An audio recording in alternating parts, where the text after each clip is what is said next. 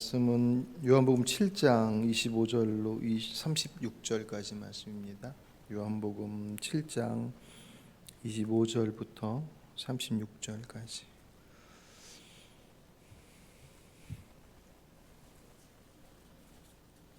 (7장 25절부터 36절) 같이 봉독하시겠습니다.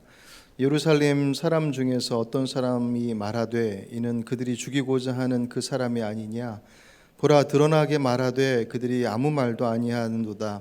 당국자들은 이 사람을 참으로 그리스도인 줄 알았는가. 그러나 우리는 이 사람이 어디서 왔는지 아노라. 그리스도께서 오실 때에는 어디서 오시는지 아는 자가 없으리라 하는지라.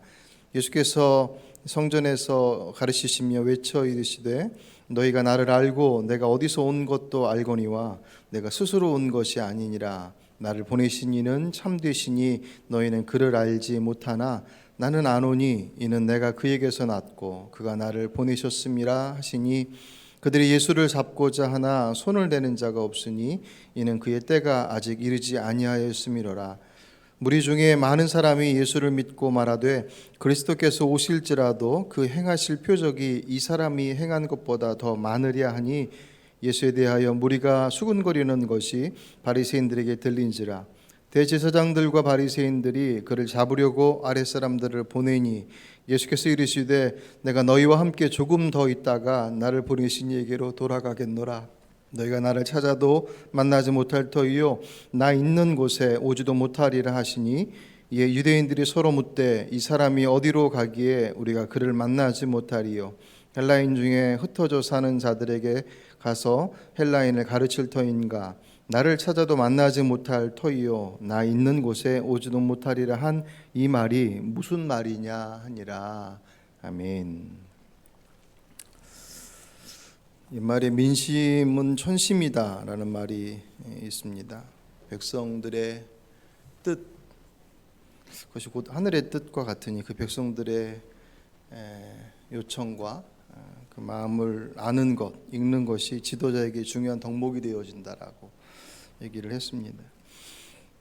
근데 진짜 민심이 천심이 맞나? 요즘 우리 상황들을 보면 물음표를 던지지 않을 수가 없습니다. 왜냐하면 민심이 극과 극으로 대립되어 있기 때문에 어느 쪽이 천심인지, 그리고 그 민심이 요청하고 있는 내용들의 그 구체성들을 바라보면 과연 그것이 하늘의 뜻과 맞닿는 것이 맞을까라고 하는 물음을 던지지 않을 수 없을 만큼 세속적 가치에 몰입되어져 있습니다. 대통령 선거가 이제 40여일 앞으로 다가와서 대선 후보자들이나 그 관계자들이 어느 때보다도 국민들의 그 여론의 추이에 총각을 곤두세우고 있죠. 거의 매일 발표되다시피 하는 그 여론조사 그 향방에 민심의 흐름을 읽으려고 몰입하고 있습니다. 사실 대선 후보자나 관계자들이 그 여론조사를 통해서 민심의 흐름을 읽으려고 하는 것은 백성들의 마음을 알고자 함도 있겠지만 사실은 그 백성들의 마음을 얻고자 하는, 그래서 그것을 통해서 표를 얻고자 하는 그 목적이 훨씬 더 커 보입니다. 그에 반응하는 어떤 내용들도 나오게 되고, 그것이 다 틀렸다라고 얘기할 수는 없지만, 어쨌든 그런 자리들 속에서 민심이 정말 천심일까라고 하기에는 무리가 있어 보이는 내용들이 참 많이 있습니다. 그러니까 백성들이 원하는 것, 국민들이 원하는 것이 정말 하늘에서 원하는 것과 같은 것이겠느냐? 당장 누가 대통령이 됐으면 좋겠느냐라고 하는 그 물음 앞에 무엇보다도 최고로 우선되어지는 내용은 경제적 안정이죠. 그것이 중요하지 않은 것이 아니면 틀림없지만 과연 그것이 그 모든 문제를 해결해 줄 수 있는 관건이 되겠느냐. 또 그것을 해결하지 못하면 모든 것을 다 해결하지 못한 것처럼 그렇게 치부받는 것은 또한 옳은 판단이겠는가. 워낙 이제 선거철이기도 하니까 정치인들의 발언들이 워낙 정치적 성향들을 띄어서 극단적인 내용들을 얘기하지만 어떤 이들은 국군이 기울었다라고까지 표현하는, 그러기에는 우리나라를 향한 세계의 시선들과 실제적인 지표들의 내용들을 살펴보면 국군이 기울었다고 표현하는 것은 과한 그런 표현인 것을 어렵지 않게 볼 수가 있습니다.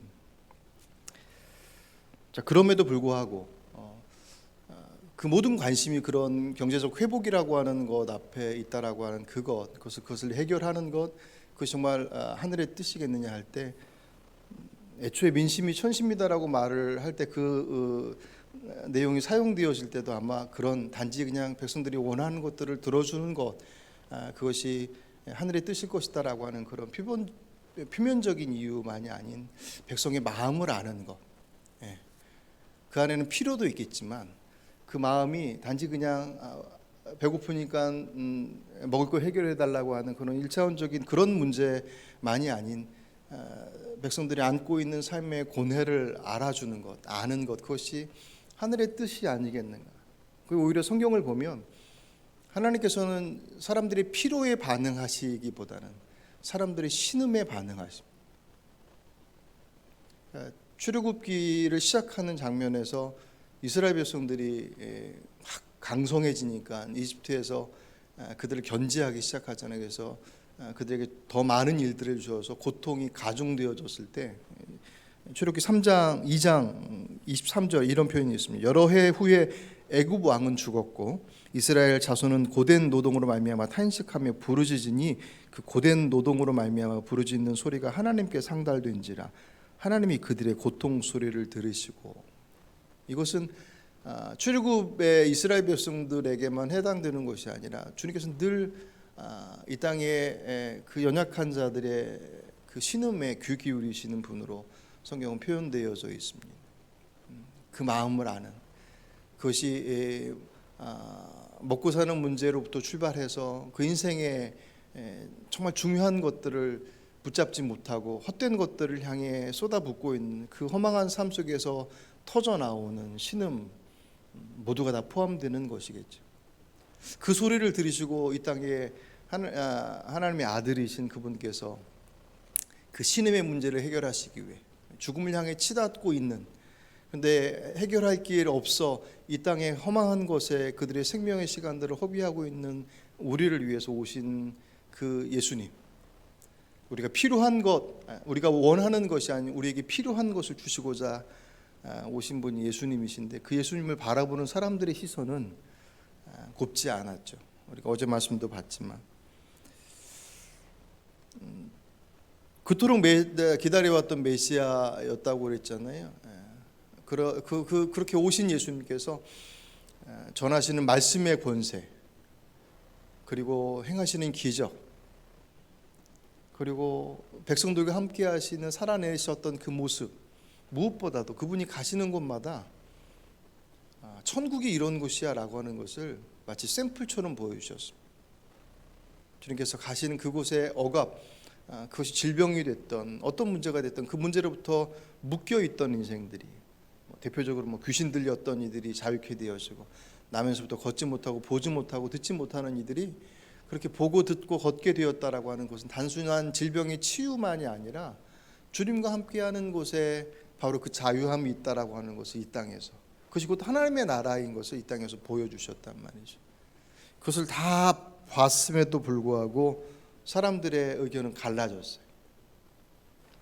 우리가 어제 말씀 봤던 것처럼 니고데모와 같은 소수의 종교 지도자들을 제외하고 대다수의 종교 지도자들은 그들이 가지고 있었던 편견과 그리고 성경에 대한 왜곡, 그리고 거기에 자신들이 누리고 있었던 그 기독권을 지키고자 하는 그 욕망이 함께 어우러져서 예수님을 일찌감치 죽이고자 결정해버리죠. 그리고 나서 이제 때만 기다리고 있는, 예수님께서 그 편견과 그들의 욕망과 그들의 거짓 앞에서 이렇게 좌지우지되지 않으시고 오로지 하나님의 뜻만을 말씀을 하십니다. 왜냐하면 그것이 그들을 위한 길이고 그들에게 필요한 것임을 아셨기 때문에.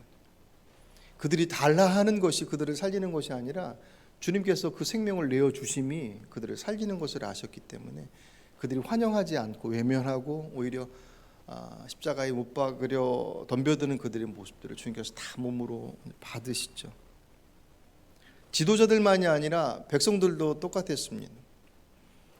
성전에서 예수님께서 어제 말씀이 이제 종교 지도자들과 예수님과의 어떤 논쟁이 이렇게 되어진 것들을 보고 나서 백성들의 판단도 반으로 나눠졌어요. 한편에는 회의적인 사람들이고 한쪽에는 호의적인 사람들.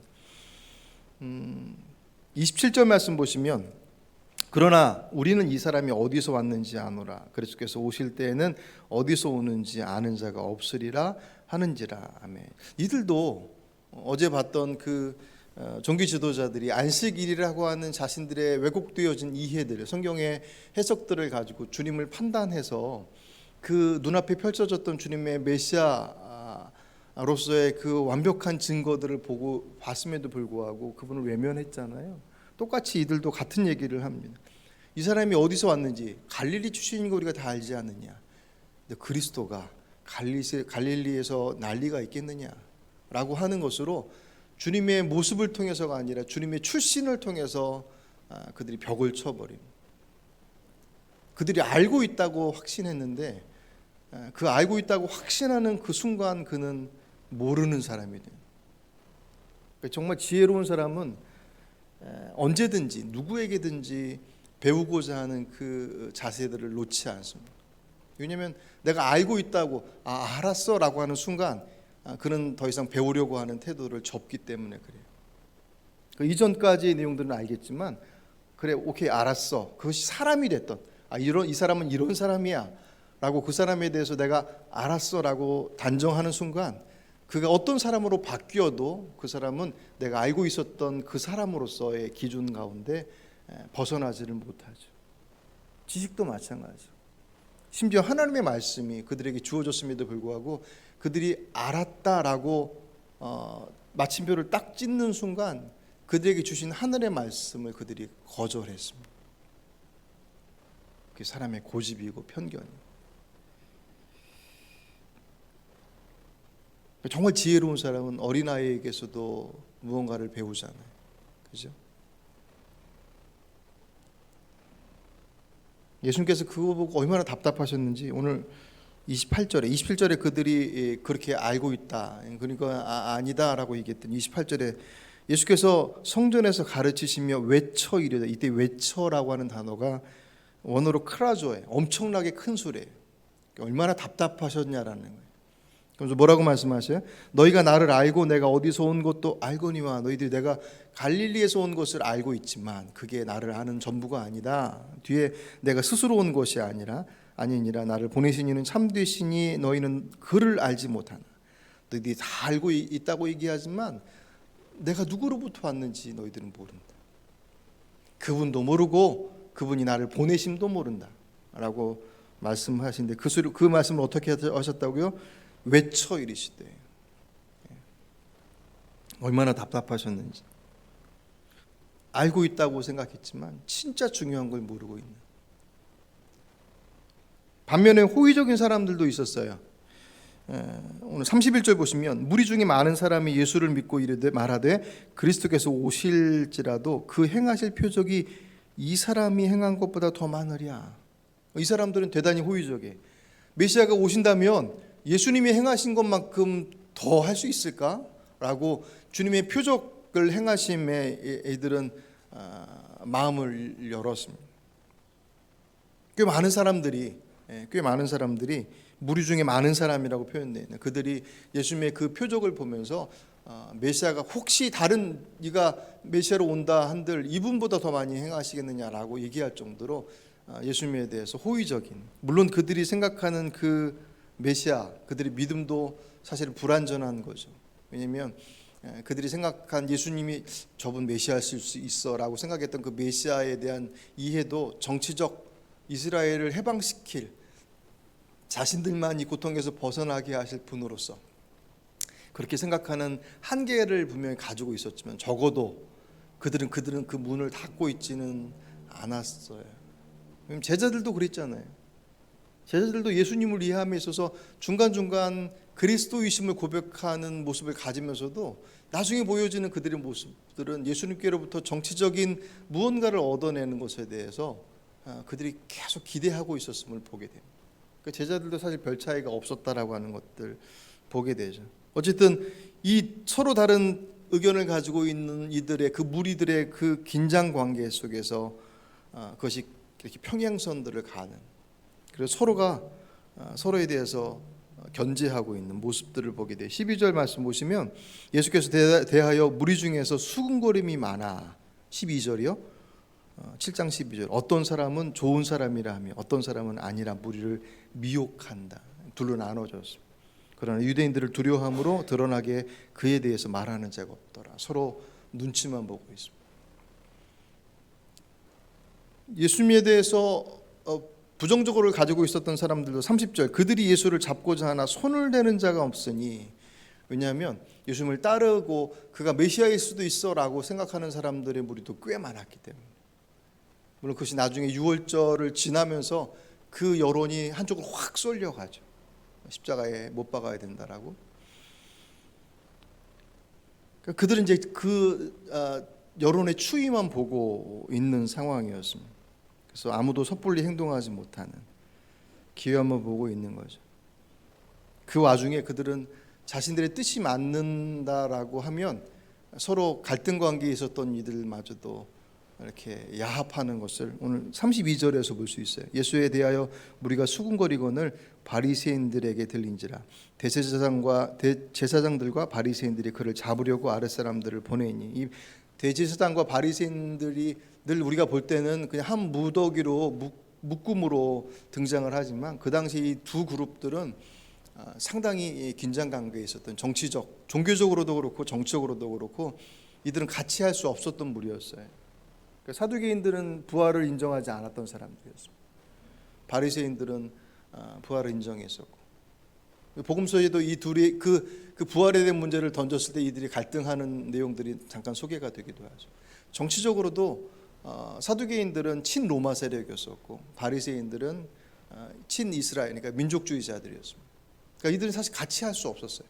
누가 정권을 잡느냐에 따라서 정권을 잡았던 이들에 의해서 그 반대편에 있는 이들이 심지어는 숙청당하기도 하고 하는 그런 갈등 관계들이 계속 왔다 갔다 했던 그런 무리들이었었는데, 예수님을 죽이는 데 있어서는 그들이 힘을 합합니다. 그렇게 때를 보고 있다가 예수님의 모습을 이제 어찌하려고, 그러니까 겉으로만 보면 예수님의 운명은 이들이 손에 쥐고 있는 것처럼 보여요.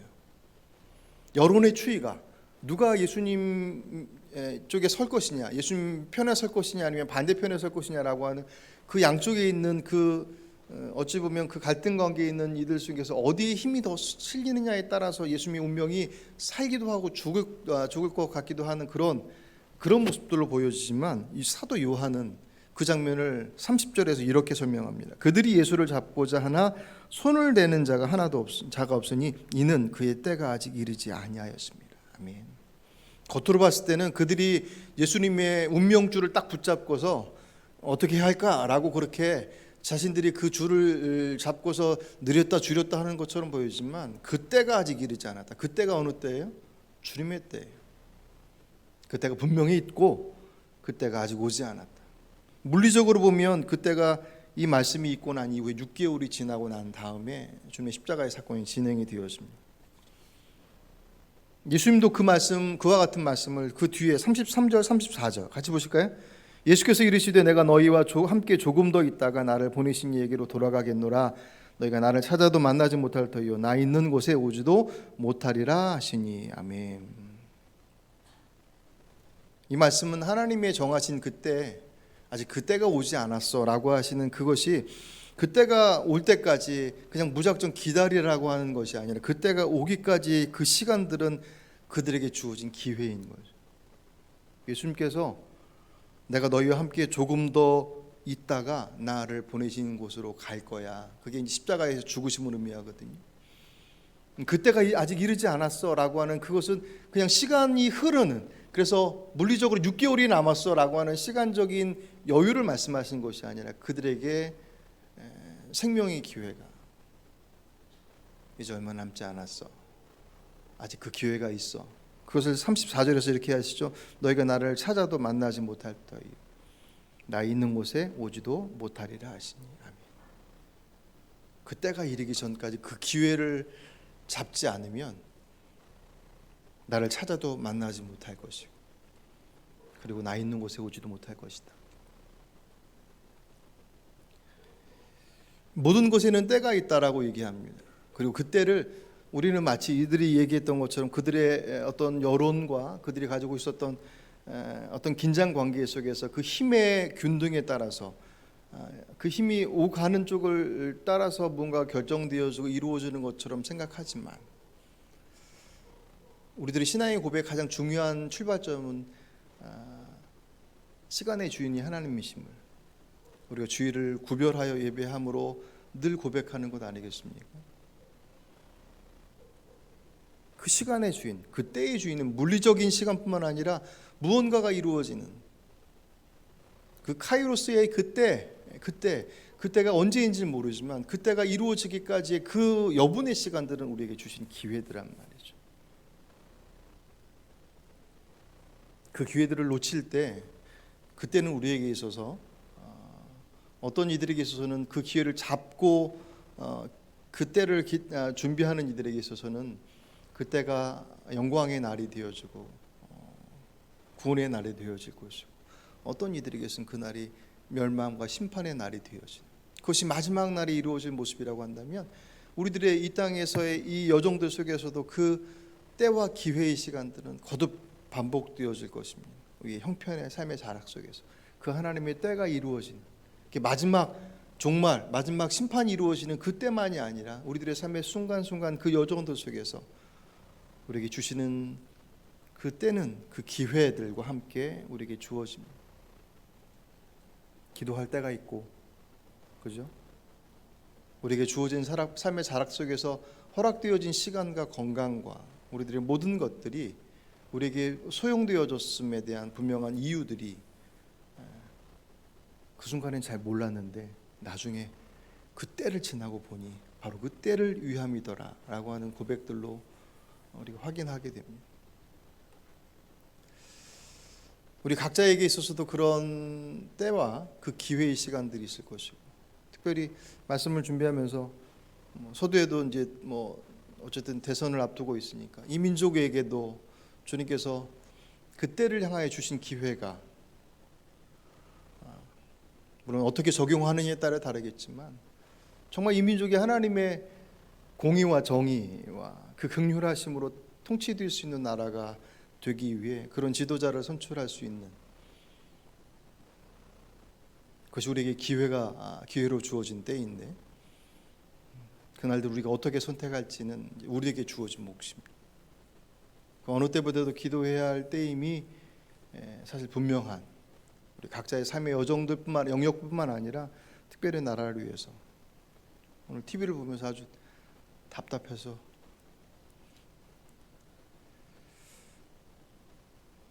그것을 우리가 어떻게라고 하는 그 순간순간 그 모든 여정들 속에서의 모습들을 누가 조절하며 누가 그것을 컨트롤해 나갈 수 있겠습니까?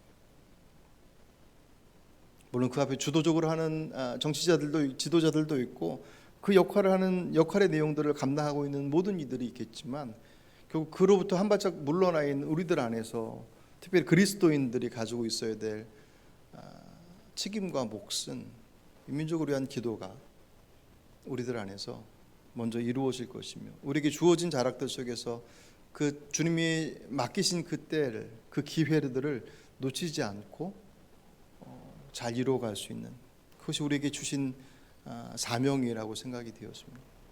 우리 전정 특별히 나라의 민족을 위해서 더 기도하시고, 주님이 이 민족에 아무것도 없던 그 폐허 가운데, 나라 잃고 그 고통 가운데 있었던 이 땅의 복음을 더해 주심으로 지금의 이 풍요로움을 허락하심의 자락들이 우리에게서 올무가 되지 않고 정말 하나님의 뜻을 이곳에서 이루어낼 수 있는 축복의 통로가 되는 이민족이 될 수 있도록 해달라고, 그런 지도자들과 그런 백성들이 될 수 있도록 해달라고 이 전에 특별히 기도하시는 여러분 되시길 바랍니다.